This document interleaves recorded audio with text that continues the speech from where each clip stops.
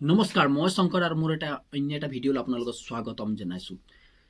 আজি 5 তাৰিখ হাইকোৰ্টৰ big update যদি ছেকেণ্ড কাট অফ লিষ্টৰ ওপৰত কথা ক'বলৈ যাওঁ, চবচে ডাঙৰ আপডেট বুলি আজি ক'বলৈ যাওঁ তো সেই কথাটো হৈছে যে মিছ কেছ, মানে মিছ কেছৰ অৰ্থটো এইটো হৈছে আজি মিছ কেছ কৰিব মানে হাইকোৰ্টত বা আজি 1-2 দিনৰ ভিতৰত মিছ কেছ কৰা হ'ব। ইয়াৰ অৰ্থটো এইটো হৈছে যে চৰকাৰে পৰীক্ষা 6 তাৰিখে আপোনালোকৰ হৈ যাব, একো ডাঙৰ কথা নাই, তাত হ'বই দিয়ক, সেইটো আমাৰ কোনো ধৰণে আমাৰ বাধা নাই বা পৰীক্ষা হ'ব লাগে। যিকেইটা ল'ৰা কষ্ট কৰিছে ইমান দূৰৰ পৰা, যেতিয়া গুৱাহাটীলৈ গৈছে বা যোৰহাটলৈ আহিছে বা এনেকুৱা ধৰণে বহুত দূৰ বা তেজপুৰলৈ গৈছে, তেওঁলোকক পইচাৰ এনে নহয় কিৰণে চাকৰিৰ কাৰণে তেওঁলোকে চাকৰি মানে পইচা থাকিলেহেঁতেন তো চাকৰি কৰিব কোনো প্ৰয়োজনীয়তা নাই, সেই পইচা নথকাৰ কাৰণে তেওঁলোকে ইমান দূৰলৈ গৈছে। সেইকাৰণে আমি পূৰা সমৰ্থন কৰোঁ পৰীক্ষা হোৱাটো।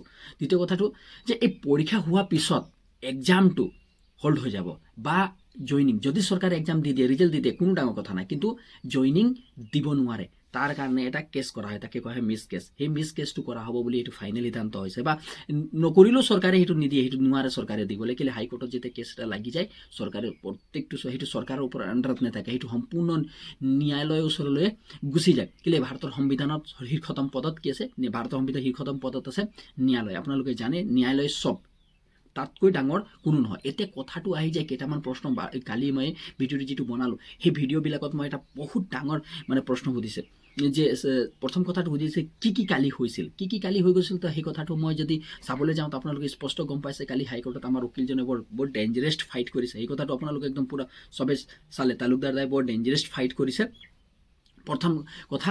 দ্বিতীয় কথা, হাইকোৰ্টৰ যি আমাৰ উকিল যিজন আছিলে তেওঁ মানে তেওঁলোকৰ যি আমাৰ যিটো প্ৰমাণ প্ৰুফ আছিলে সেইটো প্ৰমাণ তেওঁলোকে দাখিল কৰিছে, আৰু তেওঁৰ যিজন উকিল আছিলে তেওঁ 1 মাহৰ সময় লৈছে। 7 মে মানে 7 মে তাৰিখে তেওঁলোকৰ কি হ'ব, নেক্সট হেয়াৰিং হ'ব, মানে 1 মাহ সময় লাগিব যিটো তথ্যবিলাক দিবলৈ, যিকেইটা আমি তথ্য বিচাৰিছোঁ সেই তথ্যবিলাক এভৰিথিং তথ্যবিলাক কি হয়, তথ্যবিলাক মানে দিব লাগিব বুলি প্ৰথম কথা।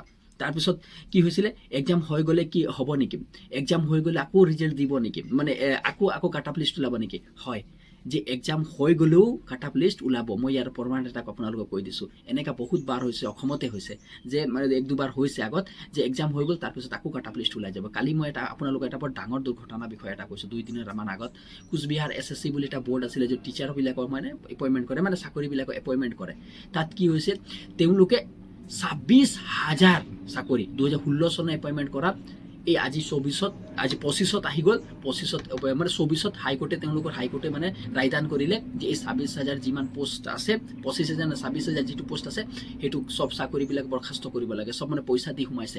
কিন্তু তেওঁলোকে মানে যিটো চৰকাৰ আছিলে তেওঁলোকে সুপ্ৰিম কোৰ্টলৈ গুচি যায়। সেই চৰকাৰটো যেতিয়া সুপ্ৰিম কোৰ্টো সিদ্ধান্ত দিছে, কালি পৰহি দিনা সিদ্ধান্ত দিছে যে না, এই 25,000 যিবিলাক ল'ৰা ছোৱালী আছে যিবিলাকে চাকৰি কৰিছে তেওঁলোকে সম্পূৰ্ণৰূপে চাকৰি বৰখাস্ত কৰিব লাগে, কিয়নো সেই প্ৰমাণটো দি দিছে যে তেওঁলোকে ফেক কৰিহে চাকৰিত সোমাইছিলে। সেইকাৰণে এটা কথা মনত নিশ্চিন্ত হৈ থাকক,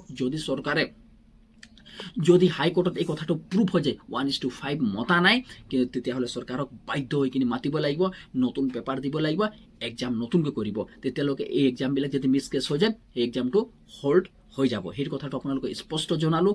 আৰু যদি কিবা আৰু তাৰপিছত এটা বৰ ডাঙৰ পঢ়ি থাকিব লাগে নেকি, মই এটা কথা কৈ দিছোঁ, যিকেইটা একদম ওচৰ নাম্বাৰ আছে, যেনেকৈ ওচৰ 1-1.5 নম্বৰৰ ভিতৰত আছে, তেওঁলোকক মই এতিয়াৰ পৰা আকৌ পঢ়িবৰ কাৰণে সাজু হৈ যাবৰ কাৰণে মই একদম বিনম্ৰ অনুৰোধ কৰিছোঁ। আৰু তেওঁলোকে ৰানিং ফিজিকেল কৰি থাকা, তাৰপিছতো মানে সাজু হৈ যাব পৰীক্ষাৰ কাৰণে।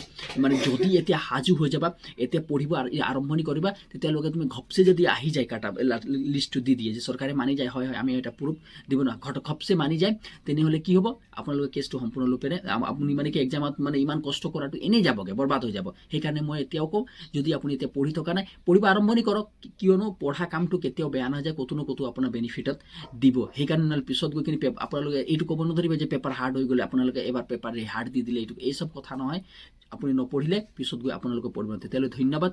ভিডিঅ'টো ভাল লাগিলে অন্য গ্ৰুপলৈ একদম শ্বেয়াৰ, হেল্পফুল ভিডিঅ' হয়, যিবিলাক ল'ৰা ছোৱালী এইটো বিষয়ত নাজানে, প্লিজ ভিডিঅ'টো শ্বেয়াৰ কৰা, চেনেলটো ছাবস্ক্ৰাইব কৰা, আৰু কমেণ্ট কৰিব নাপাহৰিব যে আপোনালোকে কি ৰায় আছে। তেতিয়াহ'লে ধন্যবাদ।